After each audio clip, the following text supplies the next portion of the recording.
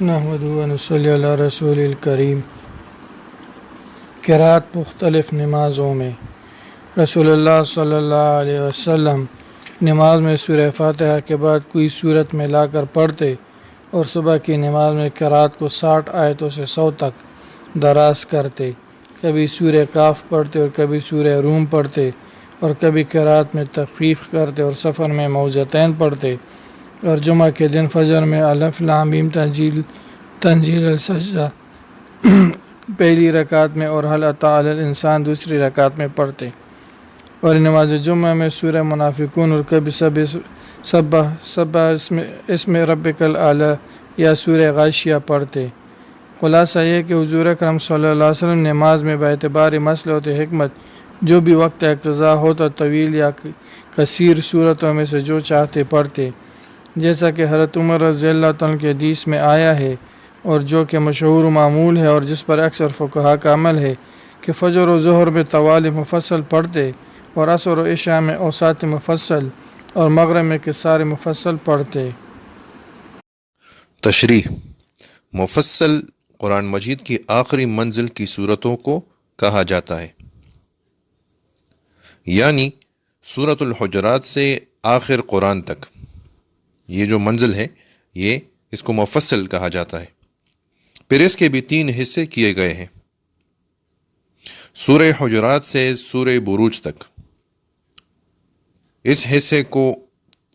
کی صورتوں کو طوال مفصل کہا جاتا ہے، اور پھر سورہ بروج سے لے کر سورۃ لم یکن الذین کفروا تک ان صورتوں کو اوساط مفصل کہا جاتا ہے، اور اس کے بعد پھر لم یکن الذین سے لے کر آخر تک ان صورتوں کو قصار مفصل کہا جاتا ہے۔ تو حضور صلی اللہ علیہ وسلم کا معمول اکثر اصول میں اسی پر تھا۔ اس باب میں اخبار و اکثار بکثرت ہیں۔ احناف کے نزدیک اس امر میں حضور اکرم صلی اللہ علیہ وسلم کی مداومت ثابت نہیں ہے۔ احناف کے نزدیک کسی وقت کے ساتھ کسی صورت کو متعین کر لینا مکروہ ہے، اور شیخ ابن حمام رحمۃ اللہ علیہ نقل کرتے ہیں کہ یہ کراہیت اس صورت میں ہے کہ اس کو لازم سمجھے اور ان کے سوا کو مکروہ جانے۔ رسول اللہ صلی اللہ علیہ وسلم کی قرأت سے تبرک کی بنا پر تو کراہیت نہیں ہے، لیکن شرط ہے کہ کبھی کبھی ان کے علاوہ بھی پڑھا کرے تاکہ کسی کو یہ گمان نہ ہو کہ یہ جائز نہیں ہے۔ فجر کی سنت میں قرأت حضرت ابو ہریرہ رضی اللہ عنہ سے روایت ہے کہ رسول اللہ صلی اللہ علیہ وسلم فجر کی سنت کی 2 رکعتوں میں قل یا ایھا الکافرون اور قل ھو اللہ احد پڑھی۔ ایک حدیث میں حضور اکرم صلی اللہ علیہ وسلم کا ارشاد نقل کیا گیا ہے کہ دونوں صورتیں کیسی اچھی ہے کہ صبح کی سنتوں میں پڑھی جاتی ہے۔ بعض احادیث میں دوسری صورتوں کا پڑھنا بھی ثابت ہے۔ حضور صلی اللہ علیہ وسلم کا نماز فجر میں 1 سورہ کاف اور اس جیسی دوسری صورتیں پڑھا کرتے تھے اور بعد میں آپ کی نماز ہلکی ہوتی تھی۔ 2 کبھی سورہ واللیل اذا عسعس، کبھی سورہ مومنون اور سورہ اذا زلزلت پڑھتے، اور کبھی سورہ بقرہ کی آیات قولوا آمنا باللہ وما انزل الینا اور آل عمران کی آیہ قل یا اہل الکتاب تعالوا الی کلمۃ سواء بیننا وبینکم۔ مذکورہ بالا صورتوں کا پڑھنا بھی حدیث میں وارد ہے۔ حضرت ابو ہریرہ رضی اللہ عنہ سے روایت ہے کہ رسول اللہ صلی اللہ علیہ وسلم جمعہ کے دن فجر کی پہلی رکعت میں الف لام میم تنزیل یعنی سورہ سجدہ اور دوسری رکعت میں هل اتی علی الانسان یعنی سورہ دہر پڑھا کرتے تھے۔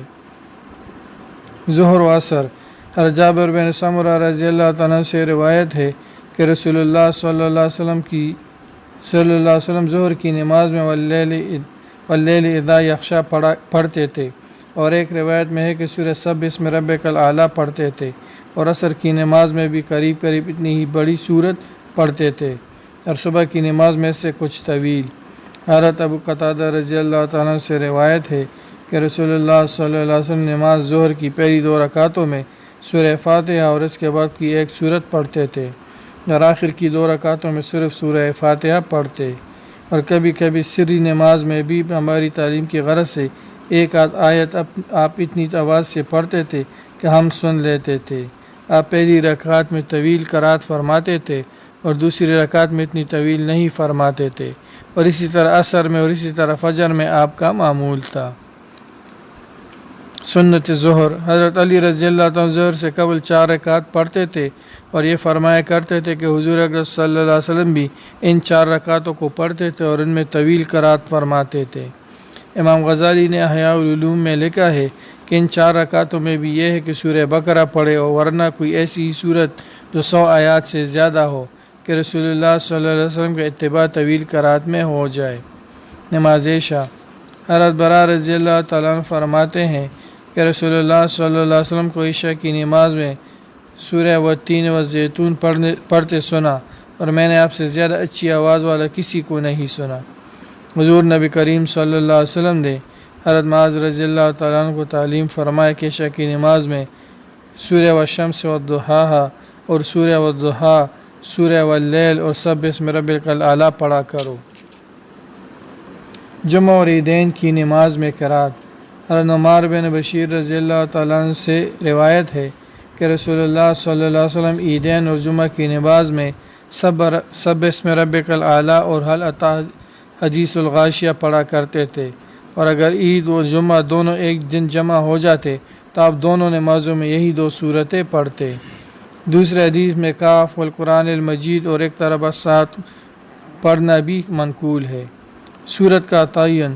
حضرت شاہ ولی اللہ رحمۃ اللہ علیہ کتاب حجت البالغہ میں تحریر فرماتے ہیں، رسول اللہ صلی اللہ علیہ وسلم بعض نمازوں میں کچھ مصالح اور فوائد کے پیش نظر بعض خاص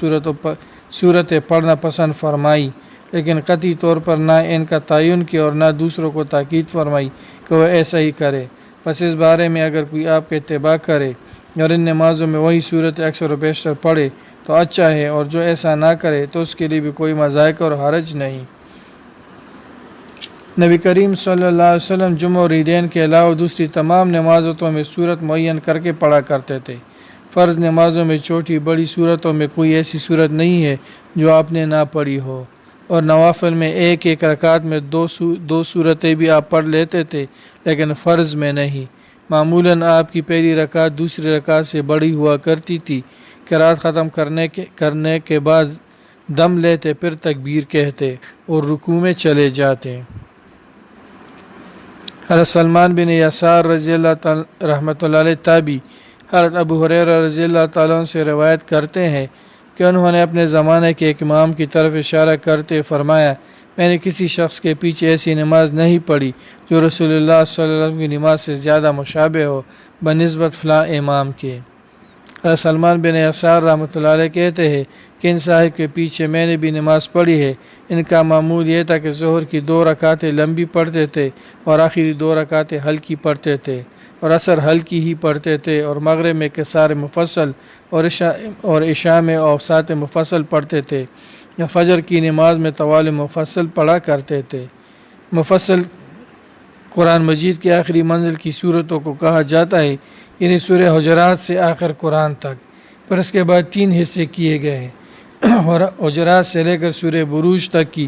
صورتوں کو طوال مفصل کہا جاتا ہے، اور بروج سے لے کر سورہ لم یکن الذی تک کی صورتوں کو اوساط مفصل، اور لم یکن سے لے کر آخر تک کی صورتوں کو قصار مفصل کہا جاتا ہے۔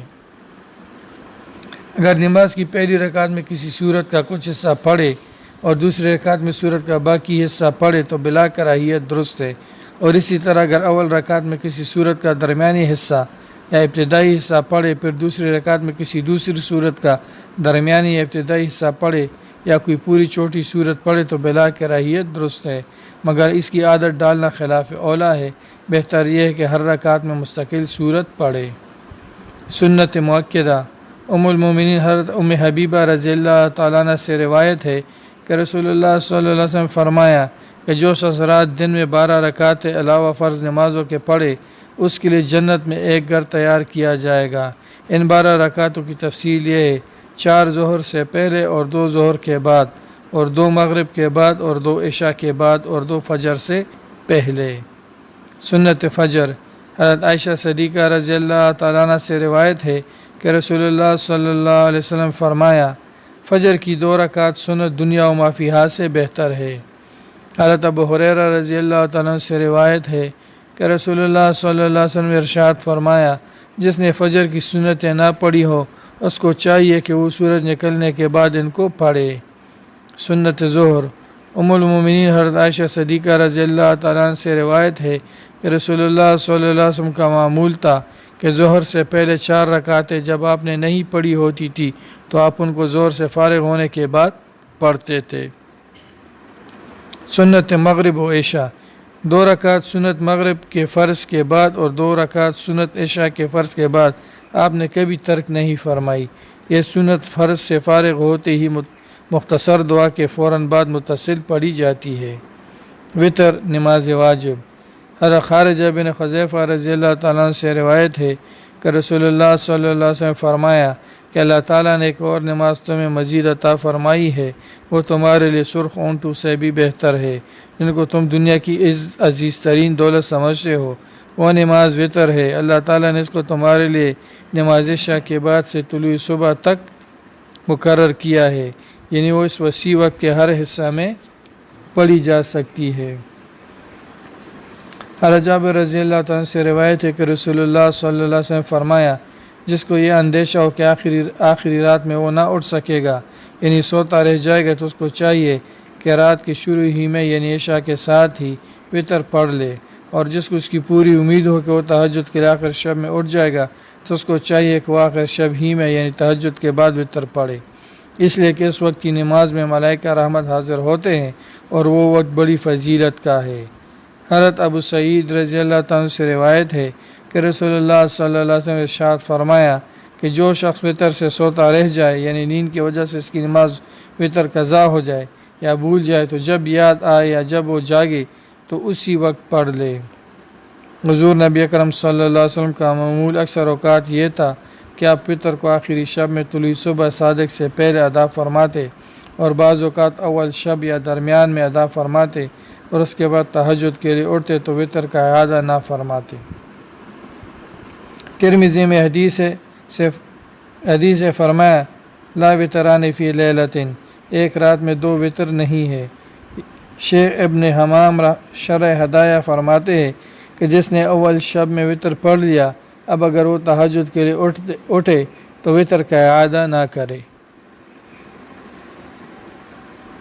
عائشہ صدیقہ رضی اللہ تعالیٰ عنہ فرماتی ہے کہ رسول اللہ صلی اللہ علیہ وسلم رات کے ہر حصہ میں وتر پڑھے ہیں، یعنی کبھی ابتدائی رات میں، کبھی درمیان میں اور کبھی آخر رات میں، اور آپ کے وتر کی انتہا رات کا آخری چھٹا حصہ تھا۔ عبداللہ بن ابی قیس رضی اللہ تعالیٰ عنہ فرماتے ہیں کہ میں نے حضرت عائشہ رضی اللہ تعالیٰ عنہ سے پوچھا کہ رسول اللہ صلی اللہ علیہ وسلم کتنی رکعتوں کے ساتھ وتر پڑھا کرتے تھے؟ انہوں نے فرمایا کہ آپ وتر پڑھتے تھے 4 رکعتوں کے اور 3 رکعتوں کے یعنی 7 رکعت، اور 6 اور 3 یعنی 9 رکعت، اور 8 اور 3 یعنی 11 رکعت، اور 10 اور 3 یعنی 13 رکعت، اور آپ نے کبھی 7 رکعت سے کم اور 13 رکعت سے زیادہ وتر نہیں پڑھے۔ فائدہ، بعض صحابہ کرام تہجد اور وتر کے مجموعے کو بھی وتر ہی کہا کرتے تھے۔ عائشہ رضی اللہ تعالیٰ کا طریقہ بھی یہی تھا۔ انہوں نے اس حدیث میں عبداللہ بن ابی قیس رضی اللہ عنہ کے سوال کا جواب بھی اسی اصول پر دیا ہے کہ مطلب یہ ہے کہ رسول اللہ صلی اللہ علیہ وسلم وتر کی 3 رکعتوں سے پہلے تہجد کبھی 4 رکعت پڑھتے تھے، کبھی 6 رکعت، کبھی 8 رکعت اور کبھی 10 رکعت، لیکن 4 رکعت سے کم اور 10 رکعت سے زیادہ تہجد پڑھنے کا آپ کا معمول نہ تھا، اور تہجد کی ان رکعتوں کے بعد آپ وتر کی 3 رکعت پڑھتے تھے۔ حضرت ابن عباس رضی اللہ تعالیٰ عنہ سے ایک طویل روایت میں ہے کہ ایک رات انہوں نے حضور نبی کریم صلی اللہ علیہ وسلم کے ساتھ نماز پڑھی۔ حضور صلی اللہ علیہ وسلم نے 2 رکعت پڑھی۔ مان رحمۃ اللہ علیہ اس روایت کے راوی ہے، وہ کہتے کہ 6 مرتبہ حضور اکرم صلی اللہ علیہ وسلم نے 2 رکعت پڑھی، گویا 12 رکعت ہو گئی۔ ملا علی قاری رحمۃ اللہ علیہ نے لکھا ہے کہ امام اعظم رحمۃ اللہ علیہ کے نزدیک تہجد کی 12 رکعتیں ہیں، پھر وتر پڑھ کر لیٹ گئے۔ صبح کی نماز کے لیے جب بلال بلانے آئے تو 2 رکعت سنت مختصر قرات سے پڑھ کر صبح کی نماز کے لیے تشریف لے گئے۔ عبدالعزیز بن جریج تابعی بیان کرتے ہیں کہ ہم نے ام المومنین حضرت عائشہ رضی اللہ تعالیٰ عنہ سے دریافت کیا کہ رسول اللہ صلی اللہ علیہ وسلم وتر میں کون کون سی صورتیں پڑھتے تھے۔ انہوں نے فرمایا کہ پہلی رکعت میں آپ سب اسم ربک الاعلیٰ پڑھتے تھے، اور دوسری رکعت میں قل یا ایھا الکافرون اور تیسری رکعت میں قل هو اللہ احد اور کبھی معوذتین بھی پڑھ لیتے تھے، یعنی قل اعوذ برب الفلق اور قل اعوذ برب الناس۔ اور جب وتر کا سلام پھیرتے تو 3 مرتبہ سبحان الملک القدوس پڑھتے اور تیسری مرتبہ آواز کو بلند فرماتے اور حروف کو کھینچ کر پڑھتے۔ نماز وتر کی آخری تیسری رکعت میں بعد قرات حنفیہ کے معمول میں یہ دعائے قنوت ہے۔ اللہم انا نستعینک ونستغفرک ونؤمن بک ونتوکل علیک ونثنی علیک الخیر ونشکرک ولا نکفرک ونخلع ونترک من یفجرک اللہم ایاک نعبد ولک نصلی ونسجد الیک نسعی ونفد ونرجو رحمتک ونخشى عذابک ان عذابک بالکفار ملحق۔ اے اللہ ہم تجھ سے مدد چاہتے اور تجھ سے معافی مانگتے اور تجھ پر ایمان رکھتے اور تجھ پر بھروسہ رکھتے اور تیری بہت اچھی تعریف کرتے اور تیرا شکر کرتے ہیں اور تیری ناشکری نہیں کرتے اور الگ کرتے ہیں اور چھوڑتے اس شخص کو جو تیری نافرمانی کرے۔ اے اللہ ہم تیری ہی عبادت کرتے اور تیری ہی لیے نماز پڑھتے اور سجدہ کرتے اور تیری ہی طرف دوڑتے اور چپٹتے ہیں اور تیری رحمت کے امیدوار ہے اور تیرے عذاب سے ڈرتے ہیں۔ بے شک تیرا عذاب کافروں کو پہنچنے والا ہے۔ جس کو دعائے قنوت یاد نہ ہو وہ یہ پڑھ لیا کرے ربنا آتنا فی الدنیا حسنۃ وفی الآخرۃ حسنۃ وقنا عذاب النار، یا 3 دفعہ یہ کہہ لے اللہم اغفر لی، یا 3 دفعہ یا ربی کہہ لے تو نماز ہو جائے گی۔ حضرت حسن بن علی رضی اللہ عنہ سے روایت ہے کہ مجھے رسول اللہ صلی اللہ علیہ وسلم چند کلمے تعلیم فرمائے جن کو میں قنوت وتر میں پڑھتا ہوں۔ اللہم اہدنا فیمن ہدیت وعافنا فیمن عافیت وتولنا فیمن تولیت وبارک لی فیما اعطیت وقنی شر ما قضیت فانک تقضی ولا یقضی علیک انہ لا یذل من والیت تبارکت ربنا وتعالیت۔ پکار دا چې دام یاد کی چې دواړه وي، چې دواړه قنوت یوځای وي نو ډیر بختور دي۔ اے اللہ راہ دکھا مجھ کو ان لوگوں میں جن کو تو نے راہ دکھائی اور عافیت دے مجھ کو ان لوگوں میں جن کو تو نے عافیت بخشی اور کارساری کر میری ان لوگوں میں جن کے آپ کارساز ہے اور برکت دے اس چیز میں جو آپ نے مجھ کو عطا فرمائی اور بچا مجھ کو اس چیز کے شر سے جن کو آپ نے مقدر فرمایا، کیونکہ فیصلہ کرنے والے آپ ہی ہے، آپ کے خلاف فیصلہ نہیں کیا جا سکتا اور بے شک آپ کا دوست ذلیل نہیں ہو سکتا، برکت والے ہیں آپ اے ہمارے پروردگار و بلند و بالا۔ بعض روایت میں انہ لا یذل من والیت کے بعد ولا یعز من عادیت بھی وارد ہے۔ بعض روایت میں تعالیتا کے بعد استغفرک و اتوب الیک بھی وارد کیا گیا ہے اور اس کے بعد صلی اللہ علیہ نبی کا بھی اضافہ ہے۔ بعض علماء نے وتر میں پڑھنے کے لیے اسی قنوت کو اختیار فرمائے۔ حنفیہ میں جو قنوت رائے جس کو امام ابن ابی شیبہ رحمۃ اللہ علیہ اور امام طحاوی وغیرہ نے حضرت عمر رضی اللہ تعالیٰ عنہ اور حضرت عبداللہ بن مسعود رضی اللہ تعالیٰ عنہ سے روایت کیا ہے۔ علامہ شاوی نے بعض اکابر احناف سے نقل کیا ہے کہ بہتر ہے کہ دعائے قنوت اللہم انا نستعینک کے ساتھ حضرت حسن بن علی والی قنوت بھی پڑھی جائے۔ حضرت علی رضی اللہ تعالیٰ عنہ سے روایت ہے کہ رسول اللہ صلی اللہ علیہ وسلم کے وتر کے آخر میں یہ دعا کیا کرتے تھے اللہم انی اعوذ برضاک من سخطک وبمعافاتک من عقوبتک واعوذ بک منک لا احصی ثناء علیک انت کما اثنیت علی نفسک۔ اے اللہ آپ کی رضا کے واسطے سے، آپ کی ناراضگی سے اور آپ کی معافی کے واسطے سے آپ کی سزا سے میں پناہ چاہتا ہوں اور آپ کی بھیجی ہوئی مصیبت اور عذابوں سے آپ کی پناہ چاہتا ہوں۔ میں آپ کی ایسی تعریف نہیں کر سکتا جیسی خود آپ نے اپنی تعریف فرمائی ہے۔ وتر کے بعد نفل حضرت ام سلمہ رضی اللہ تعالیٰ سے روایت ہے کہ رسول اللہ صلی اللہ علیہ وسلم وتر کے بعد 2 رکعتیں اور پڑھتے تھے۔ یہ حدیث حضرت عائشہ رضی اللہ تعالیٰ عنہ اور حضرت ابو امامہ رضی اللہ تعالیٰ عنہ سے بھی مروی ہے۔ حضور صلی اللہ علیہ وسلم وتر کے بعد 2 رکعت نماز ہلکی ادا فرماتے اور اس میں اذا زلزلت الارض اور قل یا ایھا الکافرون پڑھتے۔ وتر کے بعد 2 رکعتیں بیٹھ کر پڑھنا بعض علماء حدیث کی بنا پر افضل سمجھتے ہیں۔ صحیح مسلم میں عبداللہ بن عمر رضی اللہ عنہ سے روایت ہے کہ انہوں نے ایک دفعہ رسول اللہ صلی اللہ علیہ وسلم کو بیٹھ کر نماز پڑھتے ہوئے دیکھا تو دریافت کیا کہ مجھے تو کسی نے آپ کے حوالے سے یہ بتایا تھا کہ آپ بیٹھ کر نماز پڑھنے والے کو کھڑے ہو کر نماز پڑھنے والے سے آدھا ثواب ملتا ہے اور آپ بیٹھ کر نماز پڑھ رہے ہیں۔ آپ نے ارشاد فرمایا ہاں مسئلہ وہی ہے، یعنی بیٹھ کر نماز پڑھنے کا ثواب کھڑے ہو کر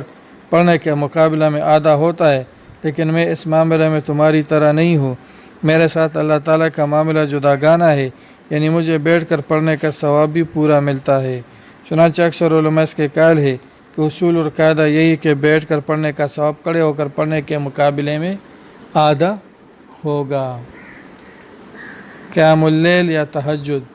فضیلت و اہمیت۔ حضرت ابو ہریرہ رضی اللہ تعالیٰ سے روایت ہے کہ رسول اللہ صلی اللہ علیہ وسلم نے فرمایا کہ ہمارا مالک اور رب تبارک و تعالیٰ ہر رات کو جس وقت آخری تہائی رات باقی رہ جاتی تو آسمانی دنیا کی طرف نزول فرماتا ہے اور ارشاد فرماتا ہے کون ہے جو مجھ سے دعا کرے اور میں اس کی دعا کو قبول کروں، کون ہے جو مجھ سے مانگے میں اس کو عطا کروں، کون ہے جو مجھ سے مغفرت اور بخشش چاہے میں اس کو بخش دوں۔ نماز تہجد، حضرت عائشہ صدیقہ رضی اللہ تعالیٰ عنہ سے روایت ہے کہ رسول اللہ صلی اللہ علیہ وسلم جب راتوں کو تہجد کی نماز پڑھنے کے لیے اٹھتے تھے تو اپنی نماز کو 2 ہلکی رکعتوں سے شروع فرماتے تھے، اس سے آپ کا شب کو عبادت میں مشغول ہونا اور اس کا ایک ادب معلوم ہوتا ہے۔ عائشہ رضی اللہ تعالیٰ فرماتی ہے کہ رسول اللہ صلی اللہ علیہ وسلم عشاء کے بعد اس سے مراد آخری شب 11 رکعت پڑھتے تھے، یہ تہجد اور وتر کی نماز کی تھی۔ پھر جب صبح ہو جاتی 2 رکعت خفیف پڑھتے تھے، یہ صبح کی سنتیں ہیں،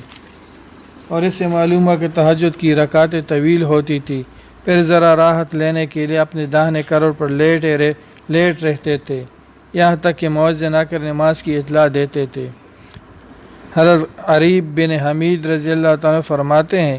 میں نے حضرت عائشہ رضی اللہ تعالیٰ سے پوچھا کہ یہ بتلائیے کہ رسول اللہ صلی اللہ علیہ وسلم غسل جنابت اول شب میں فرماتے تھے آخر شب میں؟ فرمایا کبھی اول شب میں آپ نے غسل فرمایا ہے اور کبھی آخر شب میں۔ میں نے کہا اللہ اکبر، اللہ تعالیٰ مستحق حمد ہے جس نے عمل میں وسعت فرمائی۔ پھر میں نے پوچھا یہ بتلائیے کہ رسول اللہ صلی اللہ علیہ وسلم تہجد میں قرآن مجید جہر سے پڑھتے تھے یا آہستہ پڑھتے؟ انہوں نے فرمایا کبھی جہر سے پڑھتے اور کبھی آہستہ۔ میں نے کہا اللہ اکبر، اللہ تعالیٰ مستحق حمد ہے جس نے عمل میں وسعت عطا فرمائی۔ نبی کریم صلی اللہ علیہ وسلم سے تہجد کی مختلف رکعات نقل کی گئی ہیں جو مختلف اوقات کے اعتبار سے ہیں کہ وقت میں گنجائش زیادہ ہوتی تو زیادہ پڑھ لے ورنہ کم پڑھ لے۔ کوئی خاص تعین تہجد کی رکعت میں ایسا نہیں ہے جس سے کم و بیش جائز نہ ہو۔ بسا اوقات نبی کریم صلی اللہ علیہ وسلم باوجود وسیع وقت ہونے کے بھی رکعت کم پڑھتے تھے، البتہ ان میں قرآن پاک کی تلاوت زیادہ مقدار میں فرماتے تھے۔ حضرت عائشہ رضی اللہ تعالیٰ عنہ کہ حضور اکرم صلی اللہ علیہ وسلم زمانۂ ضعف میں نوافل میں قرآن شریف چونکہ زیادہ پڑھتے تھے اس لیے بیٹھ کر تلاوت فرماتے تھے، اور جب رکوع کرنے میں تقریباً 30-40 آیتیں رہ جاتی تھی تو کھڑے ہو کر تلاوت فرماتے اور رکوع میں تشریف لے جاتے اور کھڑے ہونے کی حالت میں رکوع فرماتے، پھر سجدہ کرتے اور اسی طرح دوسری رکعت ادا فرماتے۔ دوسری حدیث میں ہے کہ حضور اکرم صلی اللہ علیہ وسلم کی عادت شریفہ یہ تھی کہ جب کھڑے ہو کر قرآن مجید پڑھتے تو رکوع سجود بھی کھڑے ہونے کی حالت میں ادا فرماتے، اور جب قرآن مجید بیٹھ کر پڑھتے تو رکوع سجود بھی بیٹھنے ہی کی حالت میں ادا فرماتے۔ تحقیق یہ ہے کہ رمضان المبارک میں حضور اکرم صلی اللہ علیہ وسلم نماز تہجد آپ کی عادت مبارکہ ہی کے مطابق تھی اور وہ 11 رکعتیں تھی۔ نماز تراویح اس کے علاوہ ہے۔ عائشہ رضی اللہ تعالیٰ عنہ سے ایک طویل حدیث میں روایت ہے کہ جب رسول اللہ صلی اللہ علیہ وسلم کا تہجد بوجہ سو رہنے یا کسی درد یا مرض کے بعد ناقہ ہو جاتا تو آپ دن میں بطور اس کی قضا کے 12 رکعت پڑھ لیتے تھے۔ نماز اشراق و چاش اور دیگر نوافل،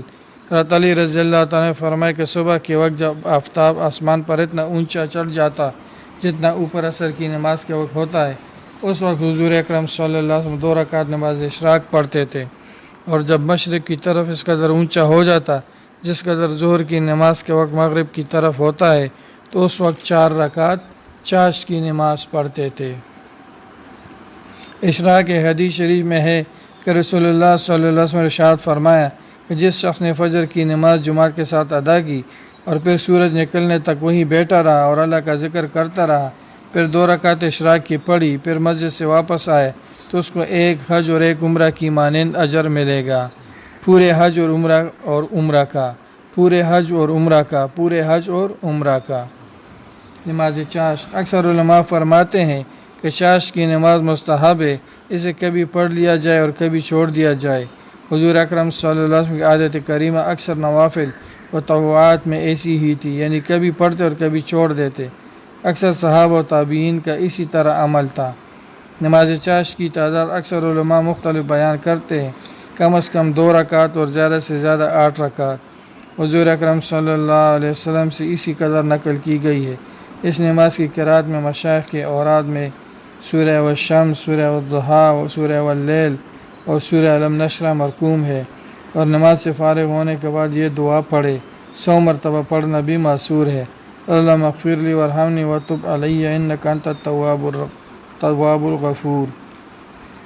اللہ مجھے بخش دے اور مجھ پر رحم فرما اور میری توبہ قبول فرما، بے شک آپ بہت توبہ قبول کرنے والے، بخشنے والے۔ عصر سے قبل نوافل۔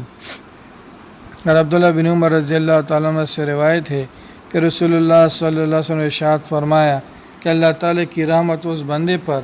جو عصر سے پہلے 4 رکعتیں پڑھے۔ بعد مغرب نماز اوابین۔ حضرت عمار بن یاسر رضی اللہ تعالیٰ کے صاحبزادے محمد بن عمار رضی اللہ تعالیٰ سے روایت ہے کہ میں نے اپنے والد ماجد عمار بن یاسر کو دیکھا کہ وہ مغرب کے بعد 6 رکعتیں پڑھتے تھے اور بیان فرماتے تھے کہ میں نے اپنے حبیب صلی اللہ علیہ وسلم کو دیکھا کہ آپ مغرب کے بعد 6 رکعتیں پڑھتے تھے اور فرماتے تھے کہ جو بندہ مغرب کے بعد 6 رکعت نماز پڑھے اس کے گناہ بخش دیے جائیں گے، اگرچہ وہ کثرت میں سمندر کے کف جاگ کے برابر ہو۔ عشاء کی نفلیں۔ عشاء کے وقت بہتر اور مستحب یہ ہے کہ پہلے 4 رکعت پڑھے، پھر 4 رکعت فرض، پھر 2 رکعت سنت موقدہ پڑھے، پھر اگر جی چاہے تو 2 رکعت نفل بھی پڑھ لے۔ اس حساب سے عشاء کی 6 رکعت سنتیں ہوئی۔ نماز سے متعلق بعض ہدایات۔ نمبر 1، حضرت عمر رضی اللہ تعالیٰ سے روایت ہے کہ حضور اکرم صلی اللہ علیہ وسلم کا ارشاد ہے کہ جو شخص اپنا ورد اور معمول رات کا پورا نہ کر سکے اس کو چاہیے کہ صبح کے بعد سے دوپہر تک کسی وقت پورا کر لے، یہ ایسے ہی ہے گویا رات ہی کو پورا کر لیا۔ 2، نماز میں سورہ فاتحہ کے بعد جب کوئی سورہ شروع کرے تو بسم اللہ الرحمن الرحیم پڑھنا مندوب ہے، اگر کوئی رکوع پڑھے تو بسم اللہ نہ پڑھنا چاہیے۔ حضرت ابو ہریرہ رضی اللہ عنہ سے روایت ہے کہ رسول اللہ صلی اللہ علیہ وسلم نے ارشاد فرمایا جب امام سورہ فاتحہ کے ختم پر آمین کہے تو تم مقتدی بھی آمین کہو، جس کی آمین ملائکہ کے آمین کے موافق ہوگی، اس کے سابقہ گناہ معاف کر دیے جائیں گے۔ فجر کی پہلی رکعت میں بنسبت دوسری رکعت کے بڑی صورت ہونا چاہیے، باقی اوقات میں دونوں رکعتوں کی صورتیں برابر ہونی چاہیے، 1-2 آیات کی کمی زیادتی کا اعتبار نہیں۔ 5، دعا کے لیے دونوں ہاتھ سینہ تک اٹھا کے پھیلائے۔ 6، دائیں طرف سلام پھیرنے میں آواز بلند اور بائیں طرف نسبتاً آہستہ ہونا چاہیے۔ 7، امام اعظم رحمۃ اللہ علیہ کے نزدیک رکوع سجود میں اطمینان اعتدال واجب ہے، اور یہ وجوب دونوں سجدوں کے درمیان میں بھی شامل ہے۔ نماز میں نگاہ کا مقام۔ 8، نماز کے قیام کی صورت میں نگاہ سجدے کی جگہ رکھے اور جب سجدہ کرے تو ناک پر نگاہ رکھے، سلام پھیرتے وقت کندھوں پر نگاہ رکھے۔ 9، جب نبی کریم صلی اللہ علیہ وسلم نماز میں کھڑے ہوتے تو سر جھکا لیتے اور تشہد میں آپ کی نگاہ اشارے کی انگلی سے نہ بڑھتی، یعنی انگشت شہادت پر رہتی۔ 10، انس رضی اللہ تعالیٰ فرماتے ہیں کہ نبی کریم صلی اللہ علیہ وسلم نے مجھ سے فرمایا اے انس اپنی نگاہوں کو وہاں رکھو جہاں تم سجدہ کرتے ہو ساری نماز میں، یعنی حالت قیام میں۔ 11، فرض نماز کے بعد سنتوں کو فرض کی جگہ کھڑے ہو کر نہ پڑھے بلکہ دائیں یا بائیں یا آگے یا پیچھے ہٹ کر کھڑا ہو، اور اگر گھر پر جا کر سنتیں پڑھے تو یہ افضل ہے۔ گھر میں نوافل کا پڑھنا۔ 12، عبداللہ بن مسعود رضی اللہ تعالیٰ عنہ فرماتے ہیں کہ میں نے نبی کریم صلی اللہ علیہ وسلم سے دریافت کیا کہ نوافل مسجد میں پڑھنا افضل ہے یا گھر میں؟ حضور اکرم صلی اللہ علیہ وسلم نے ارشاد فرمایا کہ تم دیکھتے ہو کہ میرا گھر مسجد سے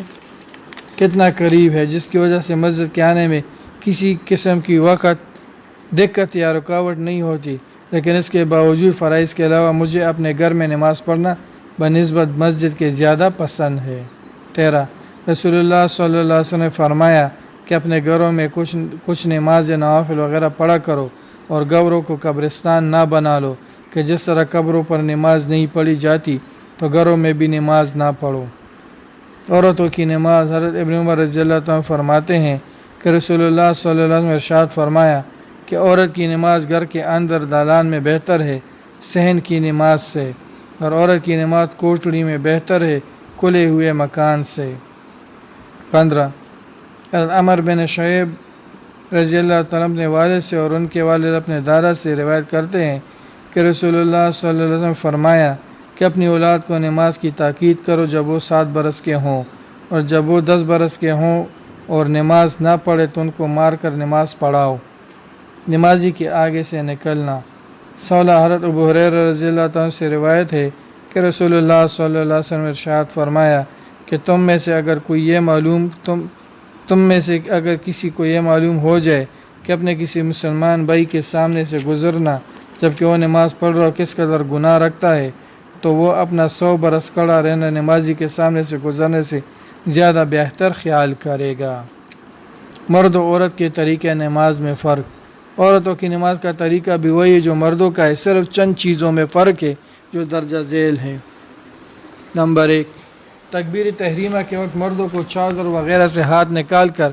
کانوں تک اٹھانا چاہیے اگر کوئی ضرورت مثل سردی وغیرہ کے اندر ہاتھ رکھنے کی نہ ہو، اور عورت کو ہر حال میں بغیر ہاتھ نکالے ہوئے کندھوں تک ہاتھ اٹھانا چاہیے۔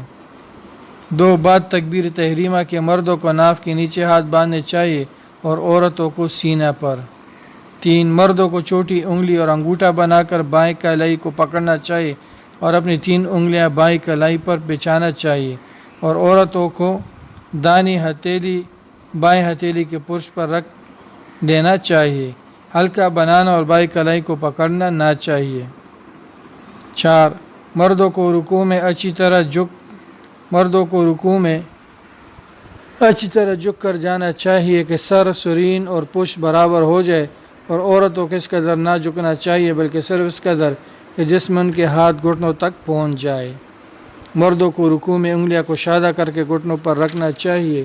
اور عورتوں کو بغیر کشادہ کیے ہوئے بلکہ ملا کر رکھنا چاہیے۔ مردوں کو حالت رکوع میں کوہنیاں پہلو سے علیحدہ رکھنا چاہیے اور عورتوں کو ملی ہوئی۔ 7، مردوں کو سجدے میں پیٹھ رانوں سے اور بازو بغل سے جدا رکھنا چاہیے اور عورتوں کو ملا کر رکھنا چاہیے۔ 8، مردوں کو سجدے میں کوہنیاں زمین سے اٹھی ہوئی رکھنی چاہیے اور عورتوں کو زمین پر بچھی ہوئی۔ 9، مردوں کو سجدے میں دونوں پیر انگلیوں کے بل کھڑے رکھنا چاہیے اور عورتوں کو نہیں۔ 10، مردوں کو بیٹھنے کی حالت میں بائیں پیر پر بیٹھنا چاہیے اور دائیں پیر انگلیوں کے بل کھڑے رکھنا چاہیے، اور عورتوں کو بائیں سرین کے بل بیٹھنا چاہیے اور دونوں پیر دائیں طرف نکال دینے چاہیے، اس طرح کہ دائیں ران بائیں ران پر آ جائے اور دائیں پنڈلی بائیں پنڈلی پر۔ 11، عورتوں کو کسی وقت بلند آواز سے قرات کرنے کا اختیار نہیں بلکہ ان کو ہر وقت آہستہ آواز سے قرات کرنا چاہیے۔ صلاۃ تسبیح اور دیگر نمازیں۔ عبداللہ بن عباس رضی اللہ تعالیٰ عنہ سے روایت ہے کہ رسول اللہ صلی اللہ علیہ وسلم نے ایک دن اپنے چچا حضرت عباس بن عبد المطلب سے فرمایا، اے عباس، اے میرے چچا، کیا میں آپ کی خدمت میں گراں قدر عطیہ اور ایک قیمتی تحفہ پیش کروں؟ کیا میں آپ کو ایک خاص بات بتاؤں؟ کیا میں آپ کے 10 کام اور آپ کی 10 خدمتیں کروں؟ انہیں آپ کو ایک ایسا مول بتاؤں جس سے آپ کو 10 عظیم الشان منفعتیں حاصل ہو۔ وہ ایسا عمل ہے کہ جب آپ اس کو کریں گے تو اللہ تعالیٰ آپ کے سارے گناہ معاف فرما دیں گے، اگلے بھی اور پچھلے بھی، پرانے بھی اور نئے بھی، بھول چوک سے ہونے والے بھی اور دانستہ ہونے والے بھی، صغیرہ بھی اور کبیرہ بھی، ڈکے چھپے اور اعلانیہ ہونے والے بھی۔ وہ عمل صلاۃ تسبیح ہے۔ اس کا طریقہ یہ ہے کہ آپ 4 رکعت نماز پڑھیں اور ہر رکعت میں سورہ فاتحہ اور دوسری کوئی سورت پڑھے، پھر جب آپ پہلی رکعت میں قرات سے فارغ ہو جائے تو قیام ہی کی حالت میں 15 دفعہ سبحان اللہ والحمد للہ ولا الہ الا اللہ واللہ اکبر، اور اس کے بعد رکوع کرے اور رکوع میں بھی رکوع کی تسبیحات کے بعد یہی کلمہ 10 بار پڑھے، پھر رکوع سے اٹھ کر قوما میں بھی ربنا لک الحمد کے بعد یہی 10 دفعہ کہے پھر سجدہ میں چلے جائے اور اس میں بھی سجدہ کی تسبیحات کے بعد یہ کلمہ 10 دفعہ کہیں، پھر سجدہ سے اٹھ کر جلسہ میں یہی کلمہ 10 دفعہ کہیں، پھر دوسرے سجدہ میں بھی یہی کلمہ 10 دفعہ کہیں، پھر سجدہ سے اٹھ کر جلسہ میں قیام سے پہلے 10 مرتبہ پڑھے، پھر دوسری رکعت میں بغیر تکبیر کہے قیام کے لیے کھڑے ہو جائے، 4 رکعت اس طرح پڑھے اور اس ترتیب سے ہر رکعت میں یہ کلمہ 75 دفعہ ہے۔ میرے چچا اگر آپ سے ہو سکے تو روزانہ یہ نماز پڑھا کرے، اگر روزانہ نہ پڑھ سکے تو جمعہ کے دن پڑھ لیا کرے، اور اگر آپ یہ بھی نہ کر سکے تو سال میں 1 دفعہ پڑھ لیا کرے، اور اگر یہ بھی نہ ہو سکے تو کم از کم زندگی میں 1 دفعہ پڑھ ہی لے۔ نماز استخارہ نمبر 1 مسئلہ، جب کوئی کام کرنے کا ارادہ کرے تو اللہ تعالیٰ سے صلاح لے لے، اس صلاح لینے کو استخارہ کہتے ہیں۔ حدیث میں اس کی بہت ترغیب آئی ہے، نبی کریم صلی اللہ علیہ وسلم فرمائے کہ اللہ تعالیٰ سے صلاح نہ لینا اور استخارہ نہ کرنا بدبختی اور کم نصیبی کی بات ہے۔ کہیں منگنی کرے یا بیاہ کرے یا سفر کرے یا اور کوئی کام کرے تو بے استخارہ کیے نہ کرے تو انشاءاللہ کبھی اپنے کیے پر پشیمانی نہ ہوگی۔ 2 مسئلہ استخارہ کی نماز کا طریقہ یہ ہے، تو پہلے 2 رکعت نماز پڑھے، اس کے بعد خوب دل لگا کے یہ دعا پڑھے، دعا دور کرے گا۔ اے اللہ میں تیرے علم کے ذریعے تجھ سے خیر مانگتا ہوں اور تیری قدرت کے ذریعے تجھ سے طلب کرتا ہوں اور تیرے بڑے فضل کا تجھ سے سوال کرتا ہوں، کیونکہ تجھے قدرت ہے اور مجھے قدرت نہیں، اور تو جانتا ہے اور میں نہیں جانتا، اور تو غیبوں کو خوب جاننے والا ہے۔ اے اللہ اگر تیرے علم میں میرے لیے یہ کام میری دنیا اور آخرت میں بہتر ہے تو اس کو میرے لیے مقدر فرما، پھر میرے لیے اس میں برکت فرما، اور اگر تیرے علم میں میرے لیے یہ کام دنیا و آخرت میں شر اور برا ہے تو اس کو مجھ سے اور مجھ کو اس سے دور فرما، اور میرے لیے خیر مقدر فرما جہاں کہیں بھی ہو، اس پر مجھے راضی فرما۔ اور جب حاضر امر پر پہنچے جس پر لفظ پر لکیر بنی ہے تو اس کے پڑھتے وقت اسی کا دھیان کرے جس کا استخارہ کرنا چاہے، اس کے بعد پاک صاف بچھونے پر قبلہ کی طرف منہ کر کے باوضو سو جائے، جب سو کر اٹھے اس وقت جو بات دل میں مضبوطی سے آئے وہی بہتر ہے، اسی کو کرنا چاہیے۔ 3 مسئلہ، اگر ایک دن میں کچھ معلوم نہ ہو اور دل کا خلجان اور تردد نہ جائے تو دوسرے دن پر پھر ایسا ہی کرے، اسی طرح 7 دن تک کرے، انشاءاللہ تعالی ضرور اس کام کی اچھائی یا برائی معلوم ہو جائے گی۔ 4 مسئلہ، اگر حج فرض کے لیے جانا ہو تو یہ استخارہ نہ کرے کہ میں جاؤں یا نہ جاؤں، بلکہ یہ استخارہ کرے کہ فلاں دن جاؤں کہ نہ جاؤں۔ صلاۃ الحاجات،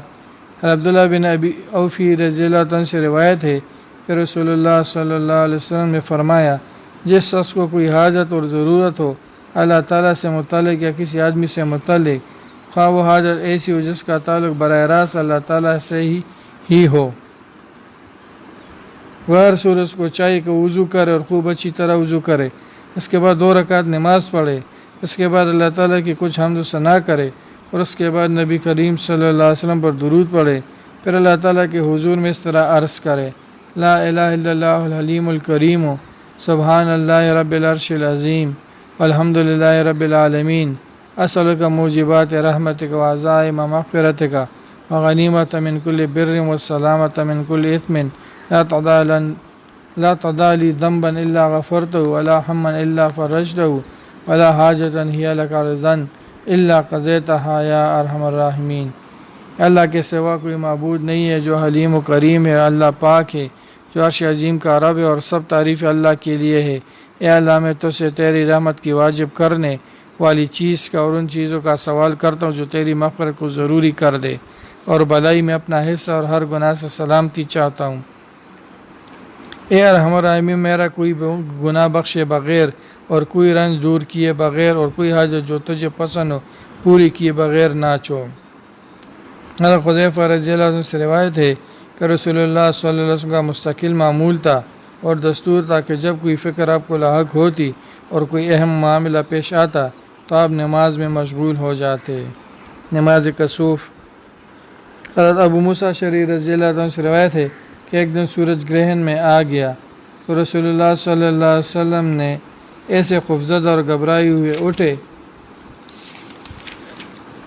جیسے کہ آپ کو ڈر ہو کہ اب قیامت آ جائے گی۔ پھر آپ مسجد آئے اور آپ نے نہایت طویل قیام اور ایسی طویل رکوع سجود کے ساتھ نماز پڑھائی کہ کسی نے کبھی آپ کو ایسی طویل نماز پڑھتے ہوئے نہیں دیکھا۔ اس کے بعد آپ نے فرمایا کہ اللہ تعالیٰ کی قدرت قاہرہ کی یہ نشانیاں جن کو اللہ تعالیٰ ظاہر کرتا ہے یہ کسی کی موت و حیات کی وجہ سے ظاہر نہیں ہوتی، بلکہ بندوں کے دلوں میں اللہ تعالیٰ کا خوف پیدا کرنے کے لیے ظاہر ہوتی ہے۔ جب تم ایسی کوئی چیز دیکھو تو خوف اور فکر کے ساتھ اس کی طرف متوجہ ہو جاؤ، اس کو یاد کرو اور اس کو یاد کرو اور اس سے دعا اور استغفار کرو۔ نماز استسقاء۔ عبداللہ بن زید رضی اللہ تعالیٰ عنہ سے روایت ہے کہ رسول اللہ صلی اللہ علیہ وسلم نماز استسقاء کے لیے لوگوں کو ساتھ لے کر عیدگاہ تشریف لے گئے۔ آپ نے اس نماز میں 2 رکعتیں پڑھی اور قرات بالجہر کی اور قبلہ رو ہو کر اور ہاتھ اٹھا کر دعا کی، اور جس وقت آپ نے قبلہ کی طرف اپنا رخ کیا اس وقت اپنی چادر کو پلٹ کر اوڑھا۔ تسبیحات۔ حضرت سمرہ بن جندب رضی اللہ تعالیٰ سے روایت ہے کہ رسول اللہ صلی اللہ علیہ وسلم نے فرمایا تمام کلموں میں افضل 4 کلمے ہیں، سبحان اللہ، الحمدللہ، لا الہ الا اللہ، اللہ اکبر۔ ابو ہریرہ رضی اللہ تعالیٰ سے روایت ہے کہ رسول اللہ صلی اللہ علیہ وسلم نے فرمایا 2 کلمے ہیں جو زبان پر ہلکے پھلکے، میزان اعمال میں بڑے بھاری اور خداوند مہربان کو بہت پیارے ہیں، سبحان اللہ، الحمدللہ، سبحان اللہ العظیم۔ ام المومنین حضرت جویریہ رضی اللہ تعالیٰ عنہ سے روایت ہے کہ رسول اللہ صلی اللہ علیہ وسلم ایک دن نماز فجر پڑھنے کے بعد ان کے پاس سے باہر نکلے۔ وہ اس وقت اپنی نماز پڑھنے کی جگہ بیٹھی کچھ پڑھ رہی تھی۔ پھر آپ دیر کے بعد جب چاشت کا وقت آ چکا تھا واپس تشریف لائے۔ حضرت جویریہ رضی اللہ تعالیٰ اسی طرح بیٹی اپنے وظیفہ میں مشغول تھی۔ آپ نے ان سے فرمایا میں جب سے تمہارے پاس سے گیا ہوں کیا تم اس وقت سے برابر اسی حال میں اور اسی طرح پڑھ رہی ہو؟ انہوں نے عرض کیا جی ہاں۔ آپ نے فرمایا تمہارے پاس سے جانے کے بعد میں نے 4 کلمے 3 دفعہ کہے، اگر وہ تمہارے اس پورے وظیفے کے ساتھ تولے جائے جو تم نے آج صبح سے پڑھا ہے تو ان کا وزن بڑھ جائے گا۔ وہ کلمے یہ ہے سبحان اللہ و بحمدہ عدد خلقہ وزنۃ عرشہ ورضا نفسہ و مداد کلماتہ۔ اللہ کی تسبیح اور اس کی حمد اس کی ساری مخلوقات کی تعداد کے برابر اور اس کے عرش عظیم کے وزن کے برابر اور اس کی ذات پاک کی رضا کے مطابق اور اس کے کلموں کی مقدار کے مطابق۔ افضل الذکر۔ جابر رضی اللہ تعالیٰ سے روایت ہے کہ رسول اللہ صلی اللہ علیہ وسلم فرمایا سب سے افضل ذکر لا الہ الا اللہ ہے۔ حضرت ابو ہریرہ رضی اللہ عنہ سے روایت ہے کہ رسول اللہ صلی اللہ علیہ وسلم فرمایا جس نے 100 دفعہ کہا لا الہ الا اللہ وحدہ لا شریک لہ لہ الملک و لہ الحمد وہو علی کل شیء قدیر، نہیں ہے کوئی معبود سے اللہ کے، وہ اکیلا ہے، کوئی اس کا شریک راجی نہیں، فرمان روائی اسی کی ہے اور اسی کے لیے ہر قسم کی ستائش ہے اور ہر چیز پر اس کو قدرت ہے، تو وہ 10 غلام آزاد کرنے کے برابر ثواب کا مستحق ہوگا اور اس کے لیے 100 نیکیاں لکھی جائیں گی اور اس کی 100 غلط کاریاں محو کر دی جائیں گی، اور یہ عمل اس کے اس دن شام تک شیطان کے حملے سے حفاظت کا ذریعہ ہوگا، اور کسی آدمی کا عمل اس کے عمل سے افضل نہیں ہوگا سوائے اس آدمی کے کہ جس نے اس سے بھی زیادہ عمل کیا ہو۔ ابو ہریرہ رضی اللہ عنہ سے روایت ہے کہ رسول اللہ صلی اللہ علیہ وسلم مجھ سے فرمایا میں تم کو وہ کلمہ بتاؤں جو عرش کے نیچے سے اترا ہے اور خزانے جنت میں سے ہے، وہ یہ ہے لا حول ولا قوت الا باللہ۔ جب بندہ دل سے یہ کلمہ پڑھتا ہے تو اللہ تعالیٰ فرماتا ہے کہ یہ بندہ اپنی انانیت سے نادستبردار ہو کر میرا تابعدار اور بالکل فرمان بردار ہو گیا۔ رسول اللہ صلی اللہ علیہ وسلم فرمایا کہ لا حول ولا قوت الا باللہ 99 بیماریوں کی دوا ہے جن میں سے کم درجہ کی بیماری فکر و غم ہے۔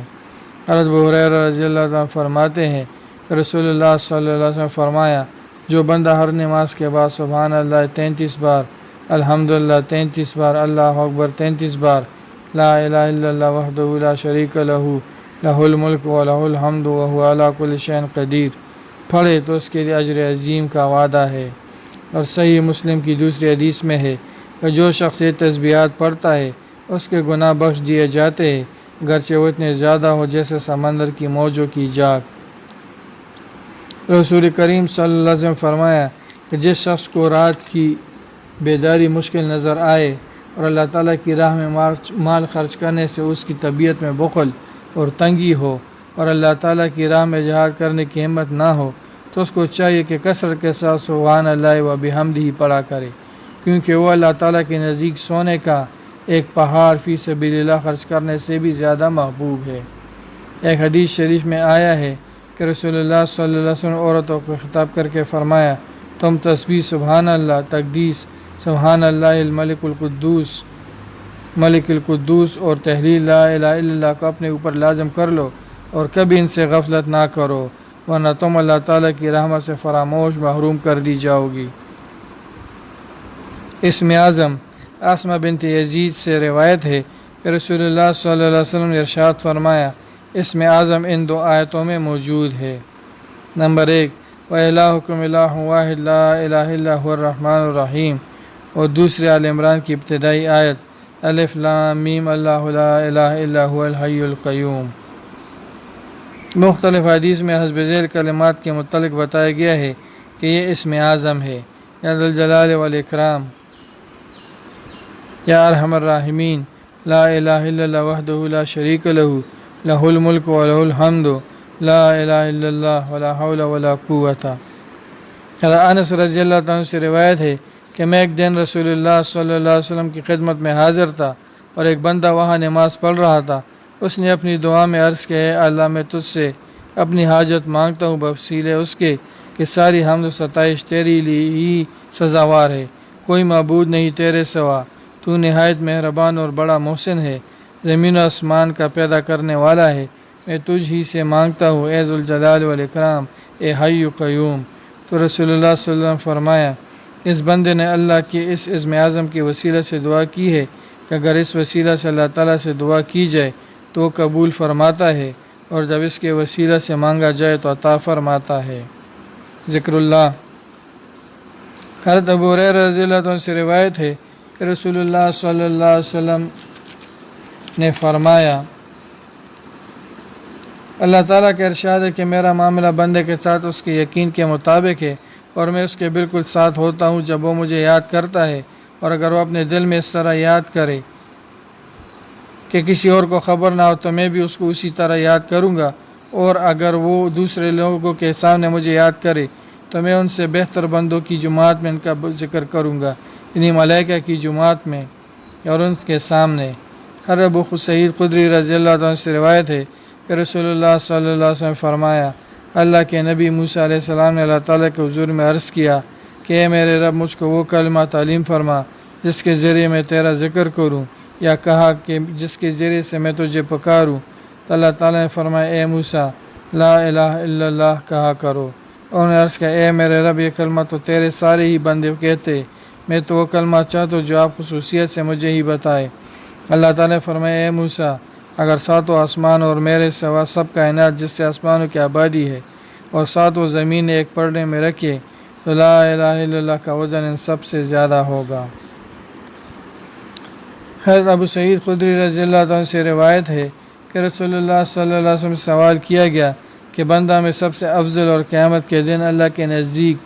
سب سے مقرب وہ ہے؟ آپ نے فرمایا، جو مرد کثرت سے اللہ کا ذکر کرنے والا ہو اور جو عورت اسی طرح کثرت سے ذکر کرنے والی ہو۔ اور عبداللہ بن بصر رضی اللہ عنہ سے روایت ہے کہ ایک شخص نے رسول اللہ صلی اللہ علیہ وسلم کی خدمت میں عرض کیا، اے اللہ کے پیغمبر، نیکی کے ابواب یعنی ثواب کے کام بہت ہے، اور یہ بات میری طاقت سے باہر ہے کہ میں ان سب کو بجا لاؤں، لہٰذا آپ مجھے کوئی چیز بتا دیجئے جس کو میں اس بوتے سے تام لوں اور اسی پر کاربند ہو جاؤں، اور بس وہی میرے لیے کافی ہو جائے۔ اسی کے ساتھ یہ بھی عرض کیا کہ جو کچھ آپ بتائیں وہ بہت زیادہ بھی نہ ہو، کیونکہ خطرہ ہے کہ میں اس کو یاد بھی نہ کر سکوں۔ آپ نے فرمایا، بس اس کا اہتمام کرو اور اس کی عادت ڈالو کہ تمہاری زبان اللہ کے ذکر سے تر رہے۔ حضرت ابو ہریرہ رضی اللہ عنہ سے روایت ہے کہ رسول اللہ صلی اللہ علیہ وسلم نے ارشاد فرمایا، جو شخص کہیں بیٹا اور اس نشست میں اس نے اللہ کو تعالیٰ کو یاد نہیں کیا تو یہ نشست اس کے لیے بڑی حسرت و خسران کا باعث ہوگی، اور اسی طرح جو شخص کہیں لیٹا اور اس میں سے اس نے اللہ تعالیٰ کو یاد نہیں کیا تو یہ لیٹنا اس کے لیے بڑی حسرت و خسران کا باعث ہوگا۔ حضرت معاذ بن جبل رضی اللہ تعالیٰ فرماتے ہیں کہ آخری بات جس پر میں رسول اللہ صلی اللہ علیہ وسلم سے جدا ہوا ہوں وہ یہ ہے کہ میں نے آپ سے دریافت کیا کون سا عمل اللہ تعالیٰ کو سب سے زیادہ پسند ہے؟ آپ نے ارشاد فرمایا، وہ عمل یہ ہے کہ تمہیں اس حالت میں موت آئے کہ تمہاری زبان اللہ تعالیٰ کے ذکر سے تر ہو۔ حدیث شریف میں کہ رسول اللہ صلی اللہ علیہ وسلم ارشاد فرمایا، خدا کی قسم دنیا میں جو لوگ نرم و گداز بستروں پر لیٹ کر بھی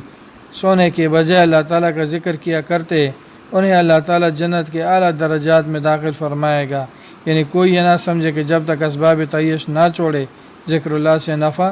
نہیں ہوگا۔ سبحانک اللہم